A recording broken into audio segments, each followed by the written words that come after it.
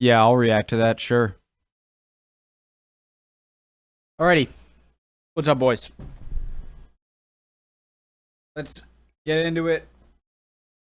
It's that time. Napoleonic Wars, Part 3. Let's do it. We all know the deal. If you don't, get ready. Well, if you don't, then you should go check out the other Epic History TV Napoleonic Wars, either my reaction to them or just on the Epic History TV. I highly recommend it.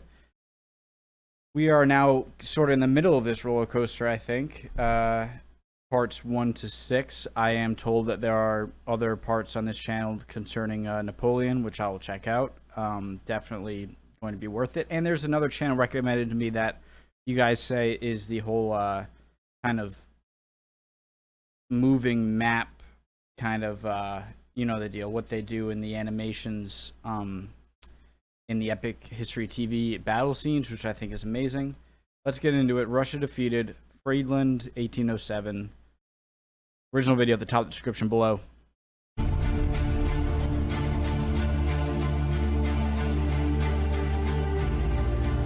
One week before Christmas 1806, French Emperor Napoleon Bonaparte arrived in the Polish city of Warsaw, then part of Prussia. A year had passed since his great victory over the Austrians and Russians at Austerlitz, and 2 months since he'd hammered the Prussians at Jena. Sorry if there's a noise. But Russia still had powerful forces in the field, the most important of which was the Russian First Army, commanded by General Bennigsen. Napoleon would not be master of Europe until it was defeated, and Russia and Prussia forced to make peace. But that winter, Napoleon's first attempt to... Most people know the deal with Russia and winter at this point, but it's not a good time, I guess, especially for the invading armies. Unless you're Finland. Somehow Finland, Russia's kind of ace that they have over everyone else when it comes to invading them. Unless you're like the Mongols, because they don't really stay for long. They're so mobile. It's just like, even if you capture Moscow, it's just, the country's just so big that you know, they're going to be able to retreat. Yes, you can beat them, but it's as if like you could never truly crush Russia because of its geography. Yeah, so Napoleon, I'm pretty sure, is going to have a bad time here, right? To trap Bennigsen near Pultusk, got bogged down in thick Polish mud. The Russians withdrew to Białystok. The French army, half-starved and frozen, was ordered into winter quarters. While in Warsaw, Napoleon began a famous affair with a young Polish noblewoman, Marie Walewska. In the late 18th century, the once mighty Polish-Lithuanian Commonwealth had been swallowed up by its neighbors, Russia, Austria, and Prussia, in a series... Man, Poland, I'm so sorry. If you're Polish and you know, the past 200 years haven't been very kind. ...of annexations known as partitions. Until in 1790... Not to any... If anything, it's impressive that Poland is still even a thing. After all of these giant wars, and you just, no matter what, are right in the middle of it. A third and final partition wiped Poland off the map. Now, Polish patriots looked to Napoleon as their savior, praying that his victories against their occupiers would lead to the rebirth of a Polish state. Marie Walewska became Napoleon's mistress in order to further this cause. Ordinary French soldiers, however, had little love for Poland. It was impoverished, freezing, and they missed home. Desertion rates soared. There were even 100... This is such a common theme as I'm learning about these great military leaders. Like, I've watched Alexander the Great, and then you have Caesar, and you have Napoleon. After a while, after these conquering, even if you're never, faced by an equal, and even eventually they do lose to the British at Waterloo. But at some time, I guess the soldiers kind of look around and they're so far away, and all this winning and winning. And once the winning kind of wears off, you're like, okay, what's the goal here? When can I go home? 100 cases of suicide. Wait. Desertion rates soared. There were even 100 cases of suicide. Marshal Ney, commanding 6th Corps, sent patrols towards Heilsberg, looking for better quarters. What they found were Russian and Prussian soldiers on the move. They'd stumbled into a surprise winter attack by Bennigsen. Napoleon quickly laid a trap for the Russian army, ordering Ney and Bernadotte to retreat and lure Bennigsen west, while he led the rest of the army north to fall on his flank and rear.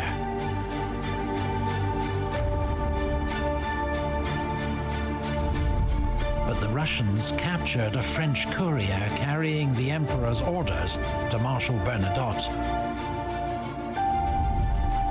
Bennigsen, now warned of the trap, ordered a retreat, fighting a series of rearguard skirmishes against the pursuing French.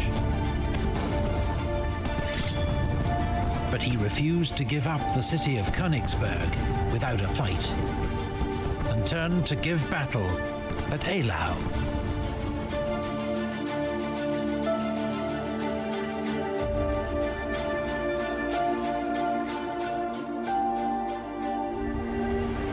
The Battle of Eylau, fought over 2 days, was one of the most brutal of the Napoleonic Wars, fought in freezing conditions, with neither. So that quote, it seems to be that it was a big case of pride at this point, kind of Prussia standing on its last leg, pushed into its final kind of area, its final territory, and fight to the death. The Battle of Eylau, fought over 2 days, was one of the most brutal of the Napoleonic Wars, fought in freezing conditions, with neither side backing down. Marshal Augereau's 7th Corps, advancing into the face of a snowstorm. There must be a movie with that, right? Lost its way and was cut to pieces by Russian cannon fire. 5 French Eagles were lost. Napoleon's army was only saved by a devastating massed cavalry charge by 10,000 horsemen, led by the fearless Marshal Murat, and remembered as one of the great cavalry charges in history. At Eylau, for the first time as emperor, Napoleon failed to win a clear victory on the battlefield. He and the Russians covered up the true scale of their losses, but both sides are estimated to have lost a third of their armies in the carnage. Like the Stalingrad of the Napoleonic Wars. After the horrors of Eylau, both armies sought time to rest and recover.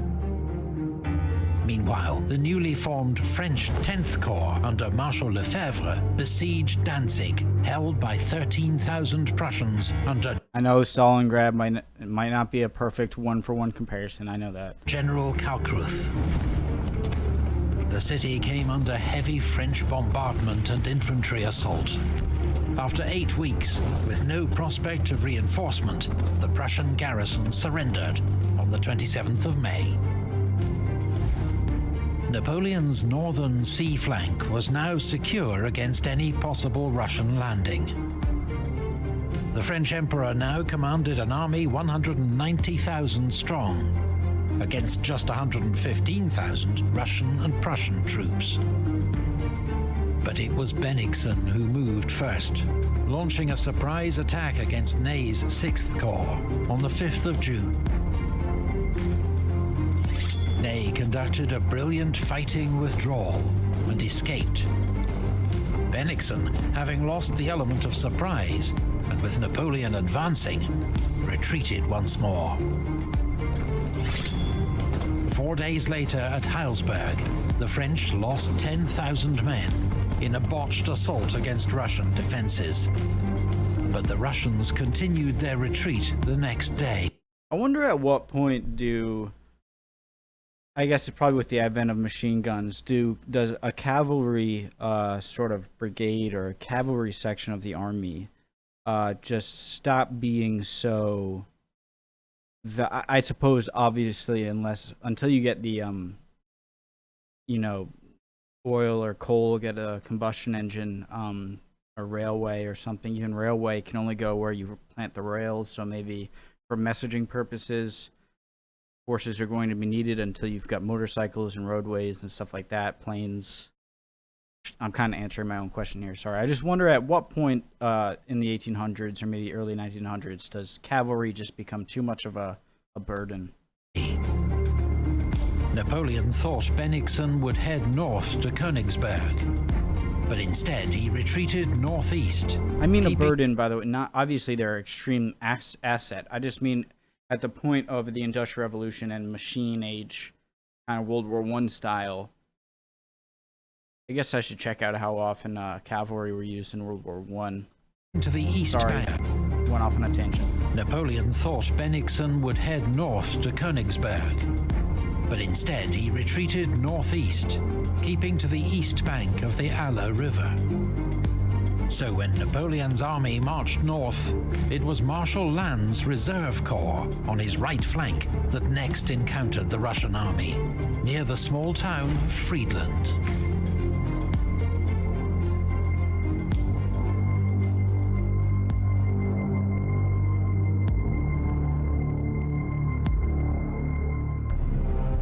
In the late afternoon of the 13th of June, Russian cavalry scouts informed General Bennigsen that they'd found a single French corps at Friedland. Bennigsen decided he had time to cross the Aller River and smash this isolated corps before the rest of the French army could arrive to save it. And he ordered his army to begin crossing the river. Marshal Lannes, commanding 16,000 men and facing 46,000 Russians, sent an urgent message to Napoleon that he was 16,000. Marshal Lannes, commanding 16,000 men and facing 46,000 Russians. It seems like it always starts out with I love these war sequences here, or battlefield sequences. It always starts off with Napoleon having lower troops and better skill, and then Napoleon's troops just keep flooding in, whereas the others, they kind of start out with their bulk. It seems that way, how it's been so far. Sent an urgent 18,000 men, and facing 46,000 Russians, sent an urgent message to Napoleon that he was under attack from the main Russian army. Then he fought a skillful delaying action, hiding the weakness of his force behind a large screen of skirmishers, while gradually yielding ground to the enemy. Lannes was still holding off the Russians as darkness fell. That night, Russian engineers built 3 pontoon bridges at Friedland to speed the movement of troops over the river. Game of Risk, board game. But Bennigsen was taking a huge risk. If this turned into a major battle, his army would have to fight with its back to the river and the steep banks of the Mill Stream dividing its left wing from its right. Bennigsen had also badly underestimated the speed at which Napoleon's Grande Armée would react. This happens every time. This happens every time. He always has troops coming in every time. Napoleon does. The first French reinforcements arrived that night. The Emperor himself wasn't far behind.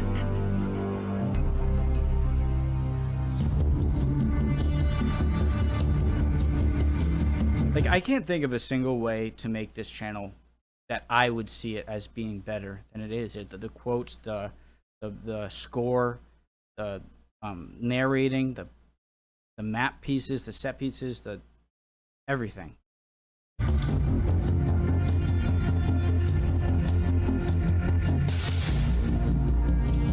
By dawn on the 14th of June, about 40,000 Russians had crossed to the west bank of the Aller River. A mistake like this twice. Does he mean crossing the Aller River? Aller River? Aller? Is that the mistake Napoleon is talking about? Did I miss it? Bennigsen ordered an attack on the village of Heinrichsdorf to turn the French left flank. But French cavalry reinforcements, led by General Grouchy, intercepted the Russians. In more than an hour of charge and countercharge, the French horsemen finally drove the Russians back. Marshal Mortier's 8th Corps now arrived to reinforce the French center.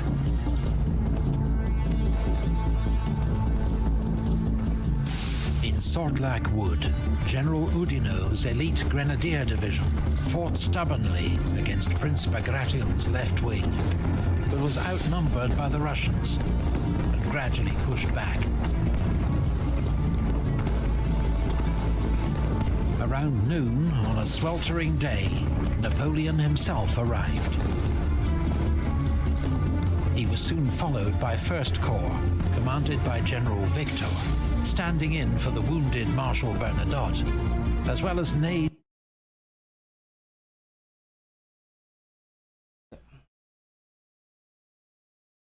6th Corps.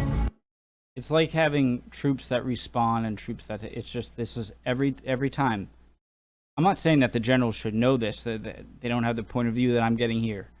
But every time it's like, no matter what, oh, Napoleon's troops are outnumbered. It's not that it's going to end up being, oh, that they so outmastered them, they overwhelmed the advantage. It's every time that they have that troop disadvantage, a day later, like half a day later, they have like 3 times the amount of troops.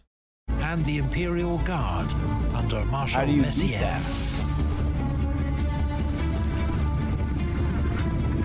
Like they would have, the Russians and Prussians there could have killed that whole army, and they still would have had another one to face. 14th of June held special significance for Napoleon. It was the 7th anniversary of his great victory over the Austrians at Marengo. Again, if I'm saying stuff that's wrong, let me know. I'm no expert. It's just I'm saying my opinion right now, and if I'm wrong, let me know. He declared. The battle then entered a lull as Napoleon assessed the significance for Napoleon. It was the 7th anniversary of his great victory over the Austrians at Marengo. A good omen, he declared. The battle then entered a lull as Napoleon assessed the situation, saw Bennigsen's dangerous position, and issued orders for an attack to take advantage of it. Bennigsen, meanwhile, who was tormented by ill health throughout the day, saw that he now faced the full might of Napoleon's army and issued orders for a retreat. Bennigsen has the high ground, right?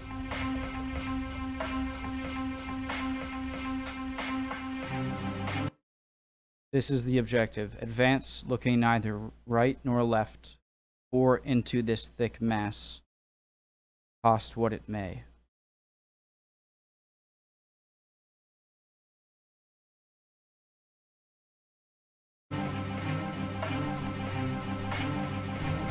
But before Bennigsen's retreat could get underway, at 5:30 p.m., 3 salvos from the French guns signaled the start of Napoleon's attack. It was led by Ney's 6th Corps on the right wing, who first cleared Bagration's infantry from Sortlack Wood. But as Ney's troops left the cover of the trees, they came under heavy fire from Russian cannon across the river. As the French attack faltered, Prince Bagration rallied his men and launched a cavalry counterattack. Ney's corps retreated. But now General Victor's First Corps came up on his left. Its artillery commander, General Senarmont, advanced with 30 guns and blasted the Russians at point-blank range with case shot. Hundreds of Russians were mown down within minutes. Under this onslaught, Bagration's men began to waver and then retreat. How big is a cannonball? Around 7 p.m., the Russian Imperial Guard launched a desperate counterattack to try to halt the French advance on Friedland. But they were outnumbered and outgunned. I'm an idiot thinking about cannonball size. This onslaught of Russians were mown down within minutes. Under this onslaught, Bagration's men began to waver and then retreat. Around 7 p.m., the Russian Imperial Guard launched a desperate counterattack to try to halt the French advance on Friedland.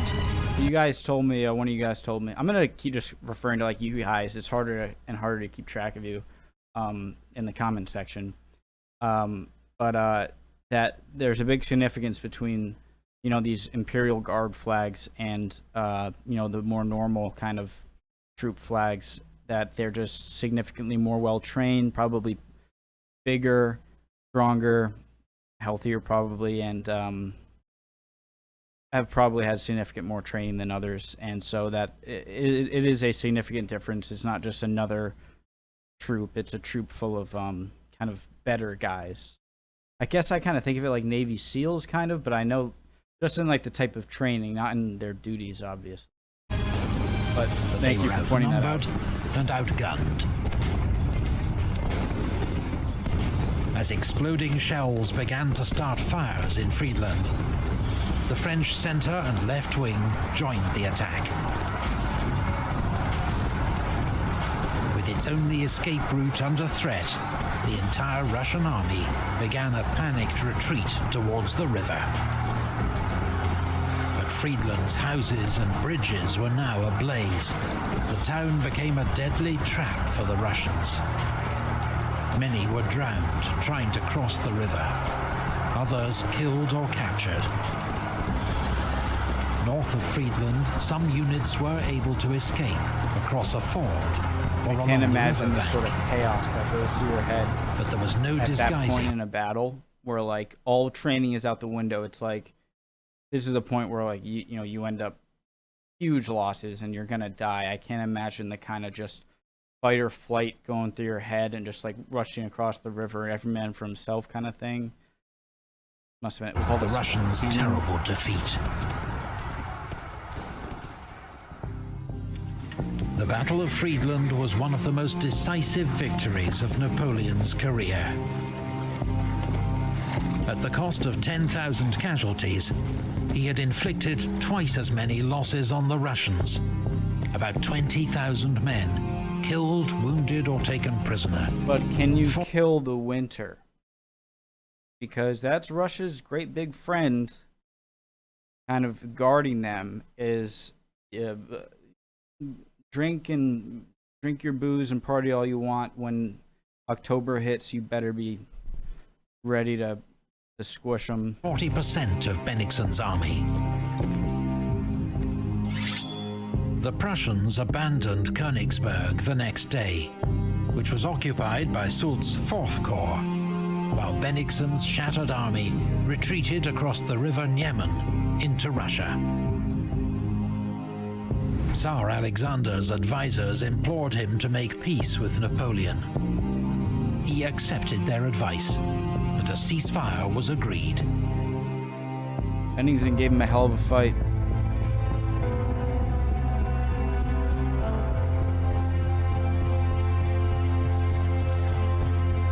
Alexander and Napoleon met for the first time aboard a raft in the middle of the river Niemen, near Tilsit, and developed an immediate rapport. Tilsit proved to be one of history's great diplomatic summits, as the two emperors feted each other for days, with banquets, parades, and concerts, then discussed affairs late into the night. A friendship of sorts developed. While Russia's former ally, King Frederick William of Prussia, was left out in the cold. sorts developed, while Russia's former ally, King Frederick William of Prussia, was left out in the cold. And it was Prussia who would lose most in the treaties of Tilsit, signed 2 weeks later.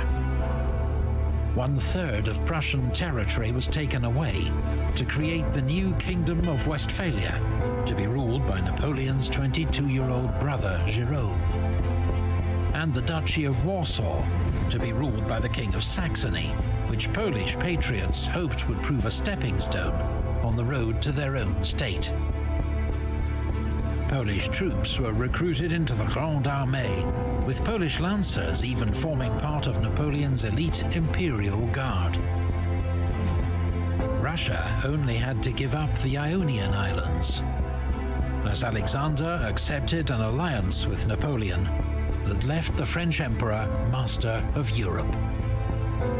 Alexander even agreed to join the continental system, Napoleon's economic blockade of Great Britain, which banned British ships and goods from all French-controlled ports. Great Britain. The system had been established the previous winter by Napoleon's Berlin Decree. Napoleon hoped that by cutting off British trade with Europe, he'd cause financial chaos and political upheaval in Britain, allowing him to make a favourable peace. Evil in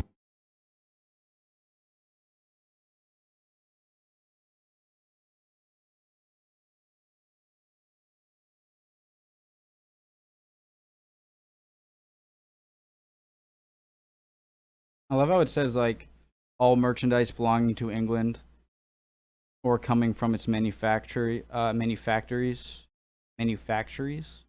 and colonies is declared lawful prize. Is that like saying, like, hey, like lawful pirateering kind of? Like, it's not even like should be destroyed or should be sent to France for confiscation. It's just like it's free game. Britain, allowing him to make a favourable peace. There was just one problem. The continental system didn't work.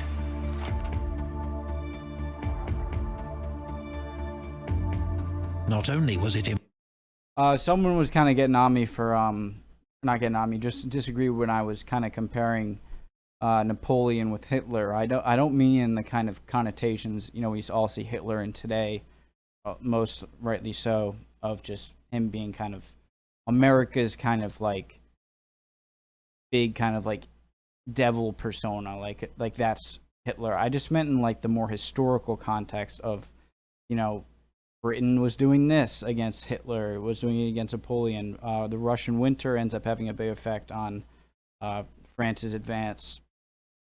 I just thought there were a lot of those kind of similarities in like the war. You know, I wasn't really trying to go too much deeper into that. Impossible to enforce and undermined by widespread smuggling, the system damaged French trade just as much as British trade. The decisive weapon in this economic war would prove to be the British Royal Navy, which that summer ensured its continued naval dominance by launching a preemptive strike against the neutral Danish fleet at Copenhagen, capturing their warships before they could fall into Napoleon's hands. Royal Navy squadrons blockaded all major... I'm getting kind of giddy. I got to admit, I love learning about British Navy and just like British shipping and, you know, kind of the roles that were on the ship. I just love like the stoic nature of the kind of setup in the British Navy. Yeah. French ports, seizing any ships trading with France, while ensuring British merchants could continue to trade overseas in relative safety. The Navy even seized the tiny Danish island of Heligoland as a base for smuggling British goods into Europe. But most disastrously for Napoleon, the continental system would draw him into two conflicts that proved ruinous for his empire. The first would be fought in the Iberian Peninsula, where Napoleon decided to force Britain's ally, Portugal, to join the continental system. In November 1807, French troops, supported by their Spanish ally, invaded the country. The Portuguese royal family fled to their colony of Brazil as the French occupied Lisbon without a fight. See, this is so cool. This is connecting.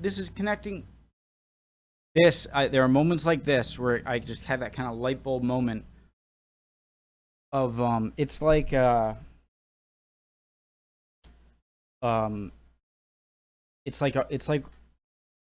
know, like the Star Wars, for example, like their prequels. And no, let me use The Hobbit. I'll use The Hobbit. Lord of the Rings beats Hobbit's trilogy hands down easily. Hobbit was a little book. Lord of the Rings. I don't want to get into arguing about Lord of the Rings, but there's a part at the end of the Hobbit series where Sauron, White Wizard, says, you know, I'll deal with him. He's talking about Saruman. Sorry, it says I'll deal with him, talking about Sauron, the Necromancer. They don't really know who's Sauron's danger at that point, I don't think. But like it just how it's connecting to the next movie. Like you already knew about the Lord of the Rings, and then they put that line in. That might have been a bad example, but just how I watched Kings in General is a good channel. Kings and Generals, I think, and I've only seen one video from theirs, but it was amazing. It was kind of similar to these type of videos on Epic History TV, where not, did I say Johnny Cochran?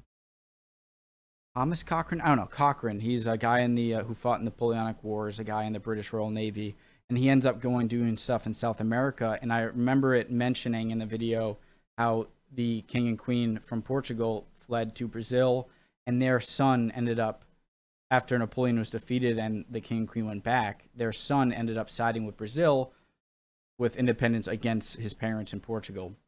And it's just so cool how right there it's kind of giving a little insight. That's why I love doing this stuff, guys.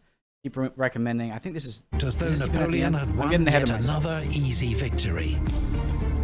But the Peninsular War was just beginning.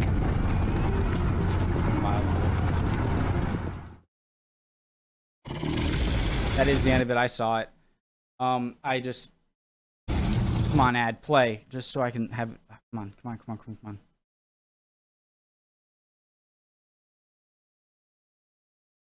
This is for next time, guys. I can't wait to get into it. Keep recommending. I'm gonna go through stuff. Someone gave me a great recommendation. In fact, let me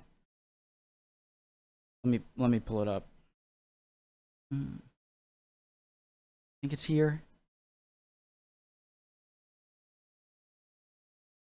Yeah, like something when I get to like around 1,000 subscribers, and I think it was LV Alex SS or Melkor, one of you guys. LV Alec, I think, where I just kind of, when I get more subscribers, I can kind of pull you guys, and that takes a lot of stress off of me. It's a great idea. Keep giving me ideas. Let me know if I'm doing something wrong, if I said something wrong. See you guys next time.